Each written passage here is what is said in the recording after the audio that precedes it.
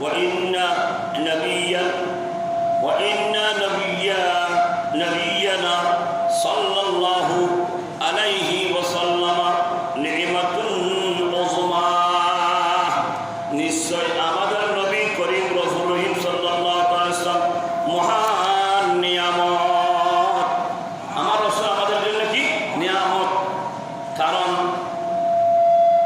নিয়ামতের শুকর আদায় করতে হবে।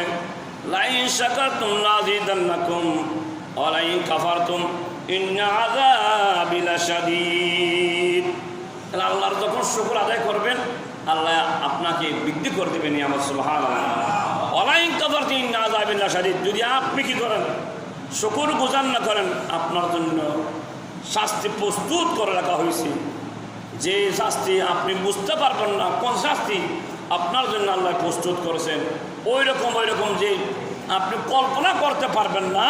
আল্লাহর যদি শুকর আদায় না করেন, শুকর আদায় করলে বৃদ্ধি করে দেবে, আর শুকর আদায় না করলে এটার বিপরীত করবে কে? আল্লাহ।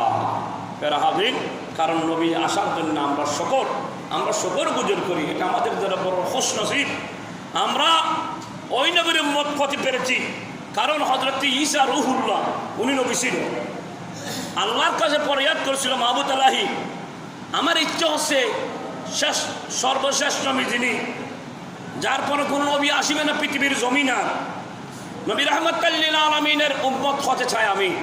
রব্বুল আলামিন নাম বলে কবুল করে নিয়েছে। সুবহানাল্লাহ।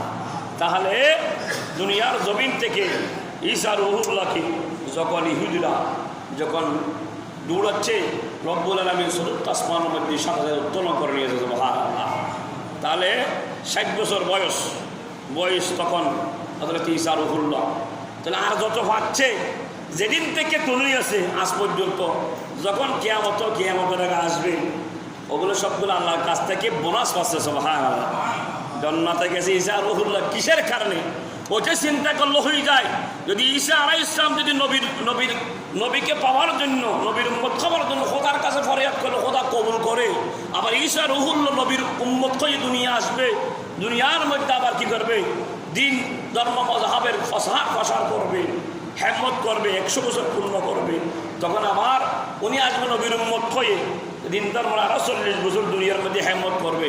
ঈসা আলাইহিস সালামের ইতিহাসটা জানলে হয়ে যায় যে নবীর বদৌলতে নবী পর্যন্ত আল্লাহর কাছে ফরিয়াদ করে উম্মত বানাচ্ছেন।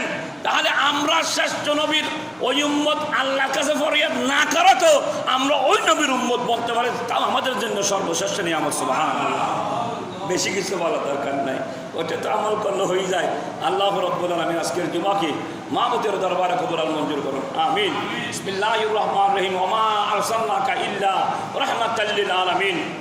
রব্বুল আলামিন সূরাতুল আম্বিয়ার মধ্যে 17তম পারা আল্লাহ বলেন, আমি হাবিব আপনাকে আমি দুনিয়ার জমিনে রাহমাতাল লিল আলামিন হিসেবে আপনাকে প্রেরণ করেছি, রহমত হিসেবে প্রেরণ করেছি।